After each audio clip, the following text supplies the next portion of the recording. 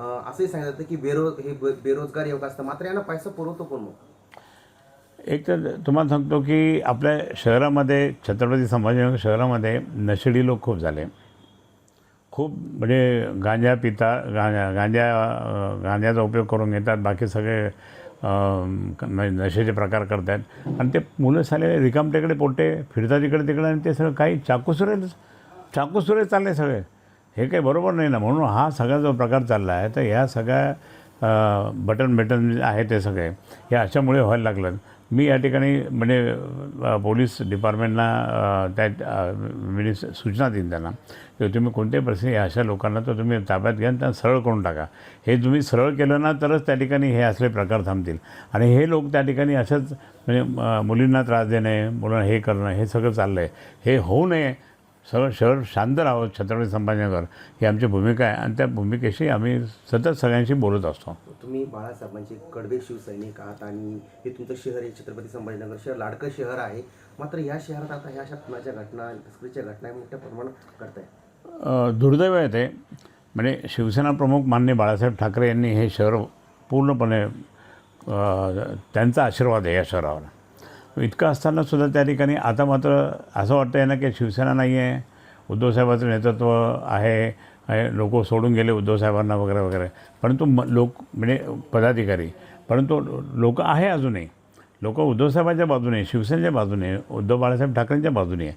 मग इतकं असतानासुद्धा त्या ठिकाणी हे लोक जे असे करतात, मग त्या संतप्त खूप म्हणजे आमची खूप संतप्त भावना याच्याकडे निर्माण होते.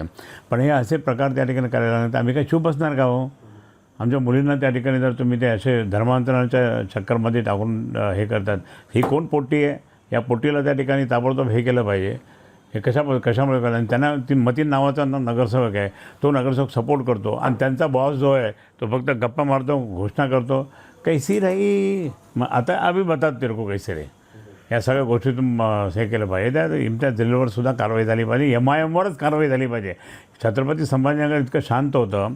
इतकं शांत असताना कोणी हे 28 वर्ष आम्ही या ठिकाणी दंगल होऊ दिले नाही, काही होऊ दिले नाही. पण आता त्याच्यानंतर मात्र सगळे MIM आल्यानंतर सगळं सुरू झाले प्रकार. म्हणजे काय झालं, किती प्रकार आहे त्या नारेगावमध्ये ज्या प्रकारे त्या ठिकाणी चाललं आहे, भयानकच वाईट परिस्थिती आहे ती. सगळं त्या ठिकाणी इलिगल धंदे, अवैध धंदे, काय सगळं चालतं. शिवसेनेत धाक संपला म्हणून?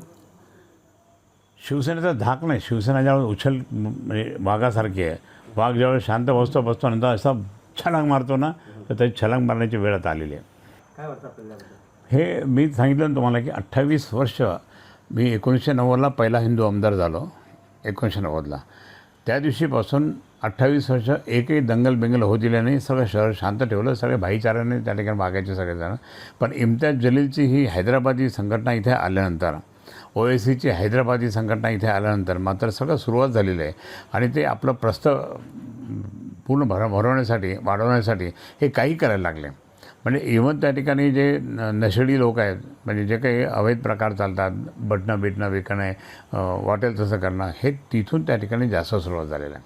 मला या ठिकाणी स्पष्ट सांगायचं की त्या मुलींना जी मुलगी आहे, त्या मुलींनी ज्या काही आपल्या मुलींना धर्मांतरांच्या दृष्टीने जर हे केलं, प्रवृत्त केलं, ते मुलगी इथे पळून आली. म्हणजे आमच्या छत्रपती संभाजीनगरमध्ये हे असे प्रकार चालतात. दुर्दैव आम्हाला असं वाटतं. जे छत्रपती संभाजीनगर इथं जबरदस्त चांगलं शांत हे होतं, लोक कशा इंडस्ट्री टाकतील इथे. आणि म्हणून मला या ठिकाणी सांगायचं की कुठेतरी यांचा बंदोबस्त केला पाहिजे, पण MIMचा बंदोबस्त केला पाहिजे. मी भारतीय जनता पार्टीच्या नेत्यांना सांगेल की आता तुम्ही ते MIMच्या नादी लागू नका. आम्ही जे म्हणतो ना B टीम, MIMच्या बिलकुल नादी लागू नका तुम्ही.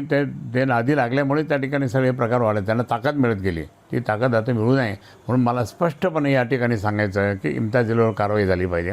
आणि मतीनला तर जेलमध्ये टाकलं पाहिजे आधीच, कारण त्याने मुलीला संरक्षण दिलं या मुलीला म्हणून. खरे साहेबांच्या शैलीमध्ये भाजपला काय सल्ला राहील याच्यामध्ये? सांगितलं ना, भाजपला सांगितलं तुम्ही इम्तियाज जलीलच्या नादी लागू नका, MIMच्या नादी लागू नका. ते अजून मस्तीत येऊ लागले तुमच्या त्या सपोर्टमुळे. हे सपोर्ट त्या ठिकाणी तुम्ही आता देऊ नका, अशी माझी विनंती आहे भाजपवाल्यांना. भाजप सपोर्ट करते समजा MIMला? आम्ही B टीम म्हणतो ना प्रत्येक वेळेस. नाशिक धर्मांतर प्रकरणातील जी मुख्य आरोपी आहे निदा खान, तिला काल छत्रपती संभाजीनगरात नाशिक आणि संभाजीनगरच्या गुन्हे शाखेच्या पथकाने अटक केलेली आहे. काय एकंदरीत आपली प्रतिक्रिया संदर्भात?